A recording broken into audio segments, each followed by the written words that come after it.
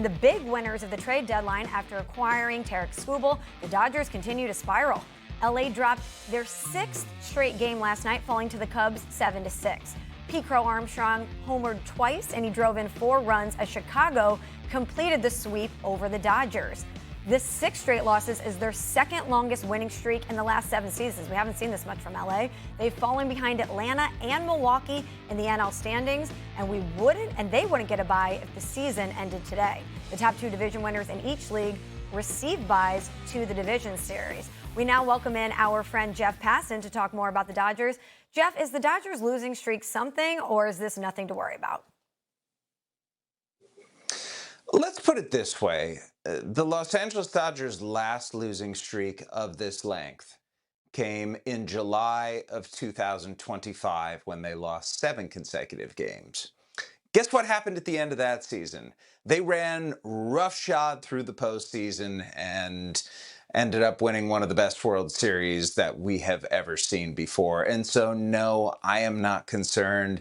And no, the Dodgers themselves are not concerned either. And that's really what matters most. And it's not just because they're going to be getting Blake Snell back or Tyler Glasnow is going to be coming back as well. It's because the regular season for the Dodgers is just pretext for what really matters. And yeah, they could be giving themselves a tougher road if they don't get that first round bye, but the reality is whatever happens, they could lose 10 in a row, they could lose 12, they could lose 15 in a row.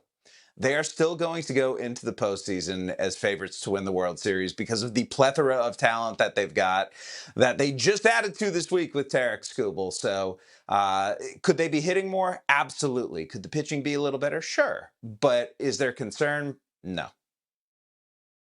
Did you just say the pitching could be a little better? Was those your words? I just want to make sure I'm clear. Those your words? Those your words? Their ERA over this skid is 6.88. They've given up 15 home runs. Ooh. 15 home runs in 53 innings. I think that go ahead. Go ahead. 6 games. 6. It's 6, Stephen A. 6 games. In baseball, that's nothing. It's not even equivalent in an NFL season to 1 loss, right? And that's the thing. It's easy to overreact to bad stretches in baseball. Do not be the person who does that, my friend. Well, it's not a matter of overreacting. I'm looking for a ray of hope for the rest of the league. I mean, after all, okay. over $2 billion. All right. Contracts. I got you there. The deferred money. By the way, the deferred money that they have, $1.1 billion, that's more than the other 29 teams in the league combined. I mean, listen, they're outspending the New York Yankees and the Mets combined. That's how bad it is, okay? We get all of that part. So where's the ray of hope? The ray of hope is being reminded that guess what? With all that firepower they have, it's going to come down to Snell and Glasnow and Ohtani and Skubal. It's going to come down to those brothers because if you ain't pitching, you ain't winning. That's what I'm thinking. Stephen A. Ray of hope. What do you say? Don't forget Yoshinobu Yamamoto, the World Series MVP last year. Absolutely. And the guy who's probably going to be starting game 1 for the Dodgers. As far as the deferred money, not great. I will say this, 63.6% of it goes to Shohei Ohtani. Almost $700 million of that $1.1 billion is on one person. But yeah, they've been spreading around deferred money to everyone. Mookie Betts, deferrals. Freddie Freeman, deferrals. Tommy Edman, deferrals. We can go on and on about all the guys who have gotten deferred money. I think, Stephen A., that is going to be a compromise in the next collective bargaining agreement where deferrals are either not going to be allowed or are going to be severely limited. And that is part of the influence of this Dodgers team. Like, they're just getting rules made about them because they've broken the system and they've gotten too good for everyone's liking. To your point, Stephen A., even though it's 6 games over 162, the rest of the league is looking for a reason to view the Dodgers as mortal. You got to find a ray of hope. You got to find a ray of hope. That's it. And them giving up, having an ERA of 6.88 over this kid, I mean, that's a ray of hope. Wait a minute. They might be able to be had. Right. That's how you thinking about it. That's all I'm trying to say. But go ahead. It's just a little boost of confidence because they have players like Shohei Ohtani. If we drill in on this series, quite the MVP race right now, Jeff. Who is your NL MVP right now, Crow-Armstrong or Shohei Ohtani? This is a tough one because if you go and look at their offensive numbers, Michelle, they are almost identical. Now, Pete Crow-Armstrong has almost 30 stolen bases, Shohei Ohtani with only 6. You know, that speed is a separator. And Pete Crow-Armstrong plays center field and plays center field at an elite level and plays center field perhaps better than anybody else in baseball plays his position. So you've got a really well-rounded MVP candidate in Pete Crow-Armstrong. The question for voters, as long as those offensive numbers stay on the same track for both of them, is how do you compare Pete Crow-Armstrong's defense and base running to Shohei Ohtani's pitching? And I think if Ohtani comes back and is on the mound before the end of the season, and let's say he pitches in September, then he is probably the favorite. But as of right now, and I'm shocked that it has turned this quickly, I think Pete Crow-Armstrong would be the guy today if you were to vote. I agree with you. I think right when you look at him today, everyday player going out there playing the way they play, hit 31 home runs last year. He's at 26 now.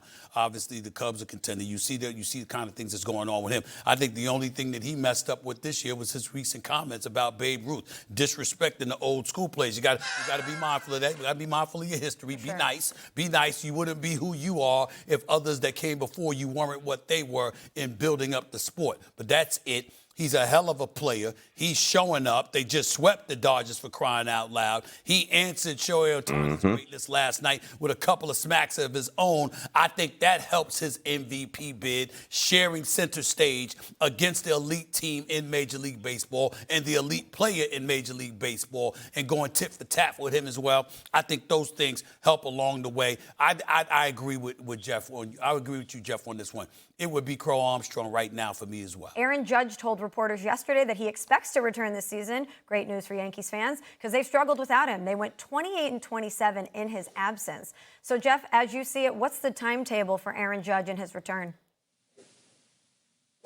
I think the hope, Michelle, is to get him back by September, and early September preferably. But let's also acknowledge the fact that Aaron Judge really hasn't started ramping up a whole lot. And that when he does come back, in all likelihood, he's going to need some sort of rehab stint. And, minor league baseball, it tends to shut down toward the end of the season. So the idea that Aaron Judge is just going to come into a big league game having missed 3+ months and be able to get his timing down, which is so integral to every hitter, it may take a little while, not just to get him back, but to get him back to being Aaron Judge, which is what this Yankees team needs.